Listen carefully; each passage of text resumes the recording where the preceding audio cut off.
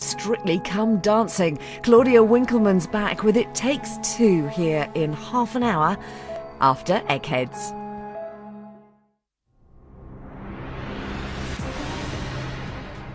These five people are amongst the greatest quiz players in Britain. Together they make up the Eggheads, arguably the most formidable quiz team in the country.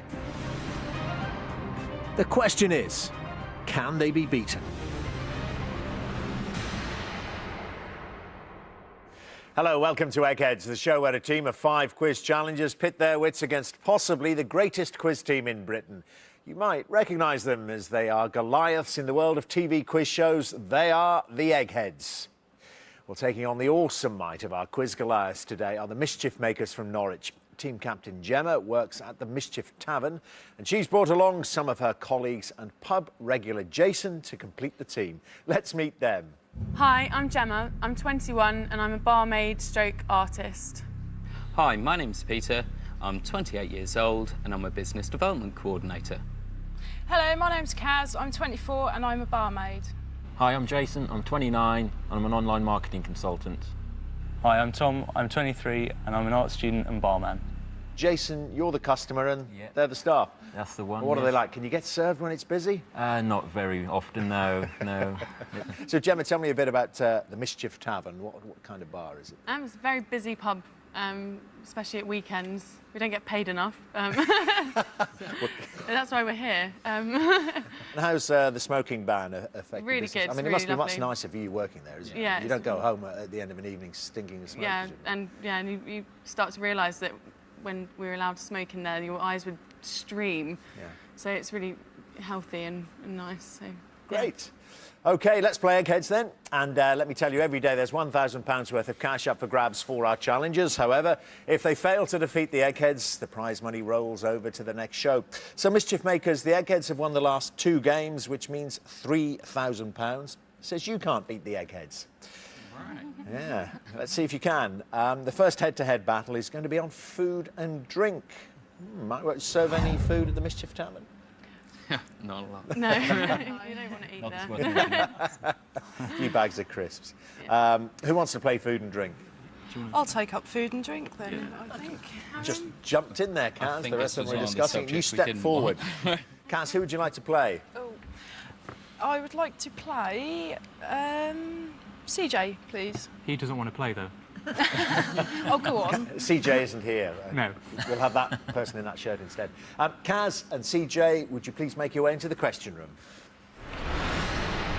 Kaz, would you like to go first or second? First, please. OK, Kaz, good luck. Here's your question. What is the Waldorf Astoria after which the Waldorf salad takes its name? A hotel, a train or a concert hall? Waldorf. It's a bit tricky. Waldorf. I'm not thinking it's a hotel. Well, thinking it's not a hotel, sorry. A concert hall, I'm not 100%. I think I'll go a hotel, actually, after that. The one you originally wanted to rule out? Yeah, that's right. And then looking down the others, you think, well, would you name a salad after a train or a concert hall? You're right, it's a hotel, the Waldorf Astoria in New York. Eggheads, it's in New York, isn't it? Yeah. CJ, your first question. On a French restaurant menu, what are escargots? Snails, oysters or prawns? Even if I wasn't vegetarian, I'd still be repulsed by this. They're snails. You ever eaten them, Judith, when you were in France? Yeah, I have. I used to love them, but it's not them, it's the garlic butter. I mean, the snails themselves are a bit disgusting. I don't taste of anything, really. OK, escargot are snails, of course, so it's 1-1. Back to you, Kaz. Second question. Love apple is an old-fashioned term for which food? Potato, orange or tomato? Oh, I think I know this one. Love apple is an old-fashioned term for which food? Yeah, I know it's not the potato, it's not the orange, and this was a random bit of general knowledge that my mum told me, so thanks to her, I believe it's tomato. Well, let's say thanks to Kaz's mum. It's the right answer. Tomato put you in a 2-1 lead. CJ, what is the literal meaning of the French culinary term hors d'oeuvre? Outside the work, a covering or mouth pleasers?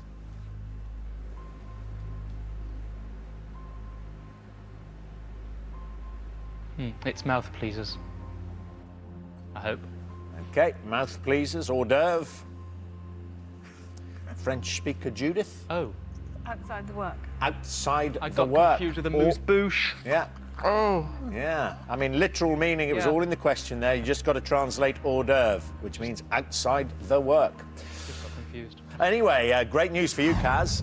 You stay in that 2-1 lead. Means you can win it with this answer. The question is this. Which fruit is used to make the Eastern European brandy Slivovitz? Barmaid Kaz. Cherries, plums or quince? Which fruit is used to make the Eastern European brandy Slivovitz?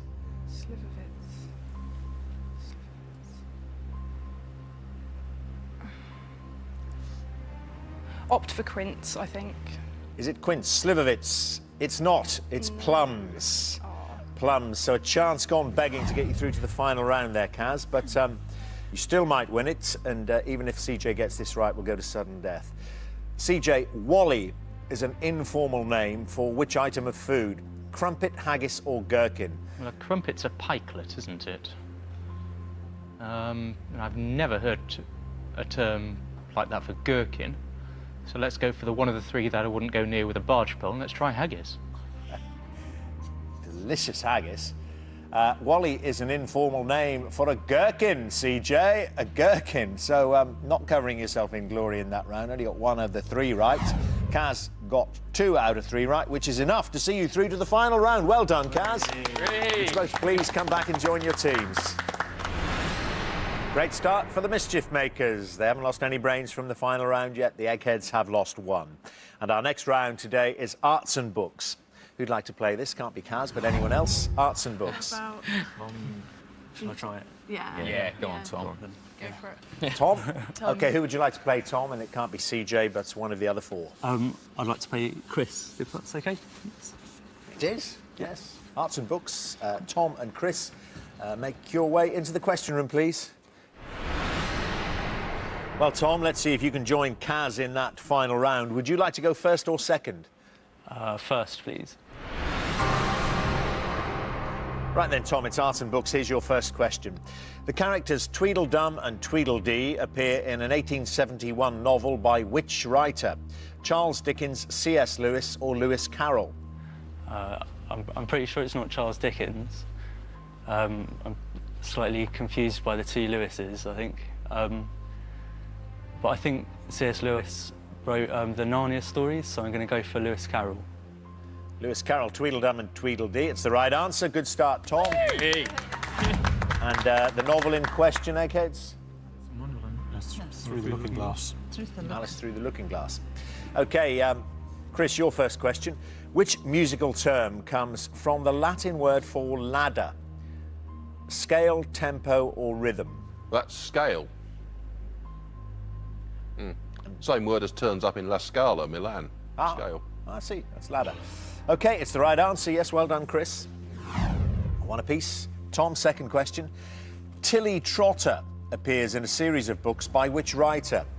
Enid Blyton, Catherine Cookson or Stella Gibbons? I really have no idea. I think the character name kind of sounds like a children's character, so I'm going to go with Enid Blyton, I think. OK. Yeah, Tilly Trotter appears in a series of books by which writer? You're right, the Tilly Trotter does sound a bit like a children's character. It's not, though. It's not Enid Blyton. It's Catherine Cookson. Chris, who wrote the 19th century novel Swiss Family Robinson? R.M. Ballantyne, Johann Wyss or Arthur Ransome? Who wrote the 19th century novel Swiss Family Robinson? Well, I think the Swiss is the giveaway. It's not Arthur Ransome. He was 20th century, Swallows and Amazons and all that. And I don't think it was R.M. Ballantyne. But because the name sounds Swiss, it'd be Johann Wyss. Yeah, that's the right answer. Johann Wyss wrote Swiss Family Robinson. So, a lead there for Chris. Tom, this will level it. Tom, who created the children's series of books about Horrid Henry? Jacqueline Wilson, Daisy Meadows or Francesca Simon? Jacqueline Wilson's the only author I've heard of, so I'm going to go with her, I think. OK, Jacqueline Wilson. It's not Jacqueline Wilson. She didn't write the Horrid Henry series. It's Francesca Simon. So 2 wrong means Chris has already got 2 correct. He's through to the final round. And Tom, we won't be seeing you there. Would you both please come back and join your teams? So the Eggheads bite back. As it stands, the Mischief Makers and the Eggheads have both lost 1 brain from the final round. Third head-to-head today is going to be sport. And Gemma, Peter or Jason, one of you to play sport. That's up to you. If you want it, you can have it, or I'll go for it. Hoping for geography. I'll go for sport then. You will, Lovely, Jason. yes. Who would you like to play from the Eggheads? CJ and Chris have played, so Daphne, Kevin or Judith? I'll go for Judith. Would you both please make your way to the question room? So, Jason, do they have a quiz machine in the Mischief Tavern? They do indeed, yes. Do you play it? All the time. I thought as much. OK, Jason, it's sport. Would you like to go first or second? First, please, damn it. OK, Jason, first question to you then. In the Olympics, what is the only swimming stroke in which competitors start in the water? Butterfly, freestyle or backstroke? I'm not a very good swimmer myself, so... Oh, blimey. I definitely know it's not the butterfly. I'm thinking between freestyle and backstroke.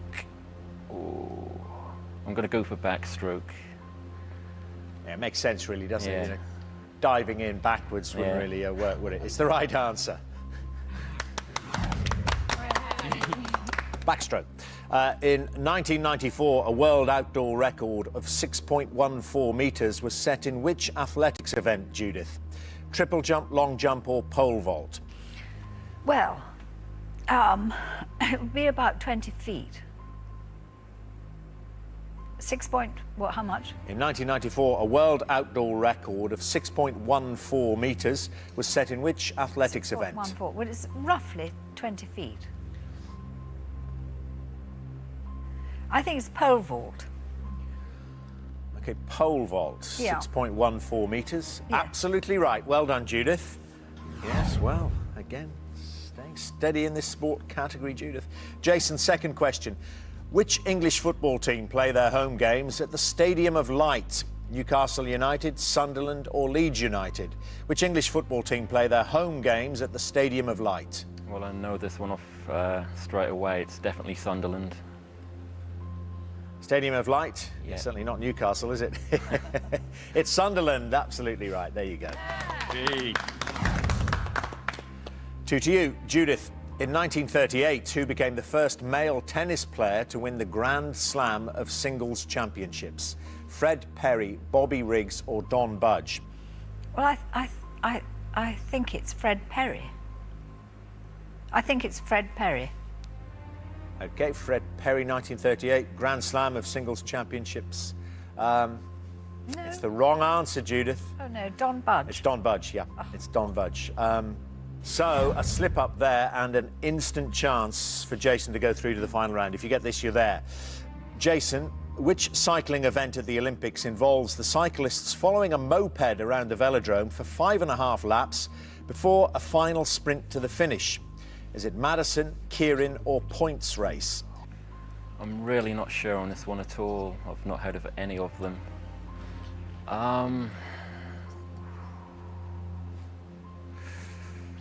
It's a tricky one, and this is a pure guess. I'm going to go for Madison. Madison, OK. The event that involves 5.5 laps around the velodrome behind a moped is the Keirin. It's not the Madison. No, so a chance to win it there gone begging. And Judith, I think the last time you played sport, something like this happened, you revived your chances after getting one wrong, I think. Anyway, this to keep you in it. If not, Jason still goes through. What type of race is the Iditarod, which is held each year in Alaska? Is it skiing, tobogganing or dog sledding? What type of race is the Iditarod, which is held each year in Alaska? I think it's the dog sledding race. Yes, it's the right answer, Judith, and back off the ropes. So we go into sudden death then, Jason. No choices now. Just got to hear an answer from you. Jason, which sport derived from jiu-jitsu takes its name from the Japanese for the gentle way? Which sport derived from jiu-jitsu takes its name from the Japanese for the gentle way? Oh, blimey. Really not sure again on that one. Right, I'm going to go with Tai Chi. Okay, Tai Chi. It's judo. Judo, straight from jiu-jitsu, takes its name from the Japanese for the gentle way. So, well, could be a remarkable turnaround. See how Judith does with this. Judith, which team won the first Rugby Union World Cup in 1987? 1987. Well, the World Cup, it's France, New Zealand, Australia, England, Wales and Scotland, isn't it? And nowadays it's Italy as well, isn't it? But I'm sure it wasn't England. What about Wales? I would it were, but no, never won the World Cup, Wales. It is Eggheads. New Zealand. New Zealand, the All Blacks. So there we are, a reprieve, Jason, a let-off. Now, let's see if you can eject Judith. Another sudden death question for you, Jason. What is the translation of Citius Altius Fortius, the motto of the Olympic Games, first used in 1894? Oh, blimey. Latin is definitely not my strong point. Oh dear. Crikey. I'm going to say strength, height and fortitude. As a pure guess, I don't know. Okay, strength, height and fortitude. It's faster, higher, stronger. The Citius is the faster, Altius higher, and fortitude, as you got there, stronger. But no, not the right answer there. Close, Jason, but not good enough. So it means, Judith, you can again win it if you get this. Judith, which British athlete ran the 2003 London Marathon in 2 hours, 15 minutes and 25 seconds, setting a new female marathon world record? Well, all I can think of is Paula Radcliffe. 2 hours, 15 minutes, 25 seconds, a new world record. It's Paula Radcliffe. It's the right answer, Judith. You're through to the final round at Sport again. It means we won't be seeing you in the final round. Jason, would you both please come back and join your teams? Well, a sixth victory at Sport for Judith means the Mischief makers have now lost 2 brains from the final round. The Eggheads have, of course, lost 1. And our next subject, last head-to-head before the final round, is going to be entertainment. Who'd like to play this? It's Gemma and Peter left. Entertainment. I'm quite happy to go for it unless you want it. Come on, Peter. Yeah, I'm really not good at entertainment. Yeah, I'll go for entertainment then. Your pick. Okay, I'll go for Daphne. Daphne at entertainment. OK, let's see how you both do. Would you both please take your positions in the question room? Well, Peter, if you get through to the final round, it'll be all square. 3 of you each. Would you like to go first or second? First, please. Good luck, Peter. Here's your first question, then entertainment. Which actor won the Mr. Olympia title 6 consecutive times during the 1970s? Sylvester Stallone, Jean-Claude Van Damme or Arnold Schwarzenegger? Well, I know it wasn't Sylvester Stallone. I'm 90% sure it is Arnold Schwarzenegger, which I'll go for my answer. Now, of course, actor turned politician. It's the right answer, Arnold Schwarzenegger. Yeah. OK, Daphne, who played the title role in the TV comedy drama series Jonathan Creek? Alan Davis, Tim Vine or Keith Allen? Alan Davis. Yes, it's the right answer, Daphne. Peter? In June 2007, which actor was proven to be the father of Scary Spice Mel B's baby Angel Iris? Cuba Gooding Jr., Eddie Murphy or Jamie Foxx? Right, well, I don't think it's Eddie Murphy, and I don't think it's Jamie Foxx. It's a bit more of a guess, but I'm thinking Cuba Gooding Jr. There was a long tussle about it, ended up in a DNA test. It's Eddie Murphy. Eddie Murphy is the father of Angel Iris. So, a chance for Daphne to go into the lead. Daphne, Joseph Wiseman played which Bond villain? Dr. No, Ernst Stavro Blofeld or Sir Hugo Drax? Joseph Wiseman played which Bond villain? I don't know, and I expect CJ screaming at me. I just don't like the Bond films. I'm going to go for Hugo Drax. OK, Hugo Drax. But As as you I say, said, a guess. Joseph Wiseman. CJ? Dr. No. Dr. No. oh, what's it? First one. The first one. Yeah. Dr. No. Joseph Wiseman, the first Bond villain. There we are. So a let-off then, Peter. It stays all square. Everything to play for. You might win it with this one. What is the name of the dog in the children's TV series The Tweenies? Nunu, Doodles or Ribble? Oh, I do not know. I have so many little sisters. I should know this, haven't watched it. I remember there was definitely a pet on one of these children's programmes called Nunu, so that's what I'll make my guess at. Having sat through many of these children's programmes myself, I think the Nunu is Teletubbies. It's Doodles in Tweenies. Doodles. So, another chance for Daphne. Daphne, which comedian had a UK #1 hit single in 1965 with Tears? Jasper Carrott, Dave Allen or Ken Dodd? Actually, it was a lovely song, well sung by Ken Dodd. I liked it. Ken Dodd? Yeah. I thought he only sung about the Diddy Men and Naughty Ash. No, he's got quite a good singing voice. Bit of a ballad, is it then, judging by the title? Very sad. OK, Tears was released and performed by Ken Dodd. Yes, it's the right answer, Daphne. You're through to the final round. Bad luck there, Peter. Couple of questions didn't suit you, and there we are, the Eggheads through. Would you both please come back and join your teams? So this is what we've been playing towards. It's time for the final round, which, as always, is general knowledge. But I'm afraid those of you who lost your head-to-heads won't be allowed to take part in this round. So Peter, Jason and Tom from the Mischief Makers and CJ from the Eggheads, would you all leave the studio, please? Well, Gemma and Kaz, you got rid of all the boys. Yeah. And you're playing to win the Mischief Makers £3,000. Judith, Kevin, Daphne and Chris, you're playing for something which money can't buy. The Eggheads' reputation. As usual, I'll ask each team 3 questions in turn. This time the questions are all general knowledge and you are allowed to confer. Mischief Makers, the question is, are your 2 brains better than the Eggheads' 4 brains? And Gemma and Kaz, would you like to go first or second? Should you guys go first? Yeah, we'll go first.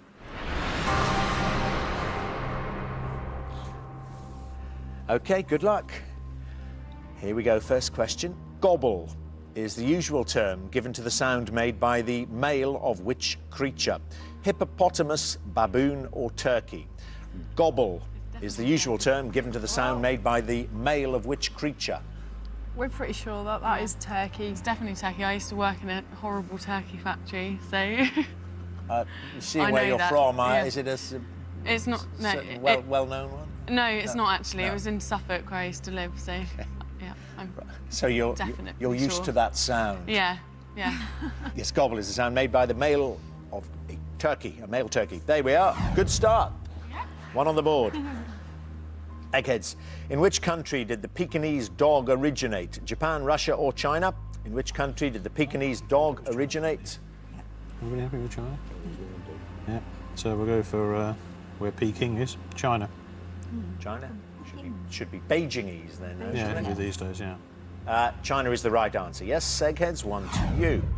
OK, back to Gemma and Kaz. Can you tell me what type of transport is a funicular? Steamship, railway or bicycle? What type of transport is a funicular? Funicular. F-U-N-I-C-U-L-A-R. Funicular. Funicular. I don't think it's a railway. No, and I'm funicular. It's either a bicycle or a steamship, and I haven't heard of it, so I'm not too good on ships. What do you think? Yeah, I can't decide between steamship and bicycle. What type of transport is a Funicular. funicular? Steamship, railway Should or be a bicycle? clue in there. Yeah. Funicular. Not- Actually, it's like binoculars. Like I'm thinking 2 binoculars. Yeah, with the two wheels, but then I don't know whether the steamship has 2. Should we do bicycle, do you think? I'm liking bicycle. Yeah, I think we're going to say bicycle, but we have no Please. idea. OK, bit of a guess. Hopefully. Yeah, bit of a Bicycle there on the end of those choices. Funicular bicycle. I'll ask Chris. It's a funicular railway. Steep gradient It's job railway. with rope haulage. Switzerland. Switzerland, yeah. Well, the Neapolitan folk song Funiculi Funicular was actually composed. Yamagopa, isn't it? Yeah, to What is that? celebrate the opening of the funicular railway up Vesuvius. Vesuvius is one, Vesuvius, isn't it? yeah, Thomas Cook's built it. I mean, do they count in a railway enthusiast's book as proper railways? Or more Well, of a you've got device? steel wheels on steel rails, and it's better than anything other form of transport. And they are quite interesting in themselves. Not so much the passenger funiculars, which are mostly short, but some of the old goods and mineral railways in the northeast, particularly, you get self-acting inclines and things. They were really quite interesting in an oldie worldy sort of way.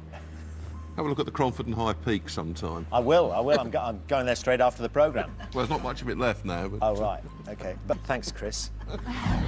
Just to confirm, the answer is railway, not bicycle. So, nothing there for you, but see how the Eggheads do with their second one. Eggheads, which word is traditionally muttered repeatedly by actors on stage to simulate conversation but not detract from the main action? Rhubarb, turnip or pumpkin? Which word is traditionally muttered repeatedly by actors on stage to simulate conversation but not detract from the main action? Just do the one, rhubarb. Rhubarb. Rhubarb. Yeah, it's the right answer, Eggheads. So it means, Gemma and Kaz, you've got to get this one then. Which property is the most expensive to purchase on a traditional US monopoly board? Park Place, Atlantic Avenue or Boardwalk? I think I'd say Boardwalk, but what do you think? I'm not really sure at all on this. Oh, I don't know. I really don't know. I was playing the English Monopoly yesterday. I haven't played Monopoly for ages. Certainly not the American one. Yeah. I don't know. I mean, Atlantic Avenue, maybe. I'm just trying to think of the... Have you ever played Monopoly with an American? No. No, we haven't, no. It's going to be it's just going to be a guess, isn't it? I think we're going to have to. You did say Boardwalk at the beginning, though. Yeah. That was your first instinct. We'll try that unless you... We'll say Boardwalk, but we've... Gone for it? Yeah. Yeah. You were toying with Atlantic Avenue. It's the right answer. Woo! Boardwalk is correct. So, still in with a chance then. It was curtains if you got it wrong, but the Eggheads can win it if they get this because of your slip-up on your second question. Eggheads, in the year 2000, the Finnish town of Savonlinna began hosting the annual World Championships of throwing which everyday item? Mobile phone, frying pan or telephone directory? In the year 2000, the Finnish town of Savonlinna began hosting the annual World Championships of throwing which everyday item? Pretty. Yeah, I've heard of this one, I think. And a lot of them are made there. It's mobile phones. Finland, mobile phones. It's the right answer, Eggheads. You've won.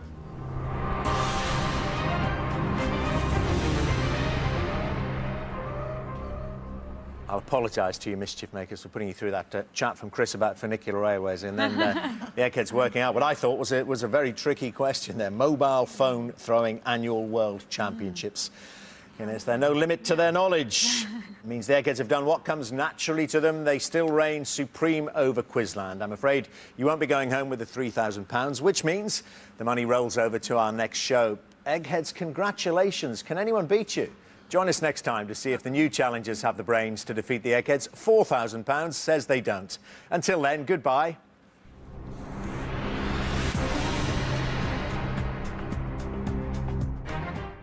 Full of glitz, glamour and gossip, the new series of Strictly Come Dancing, It Takes Two, starts next here. While over on BBC News 24, a roundup of the day's entertainment news, including the winners and losers at the Q Music Awards.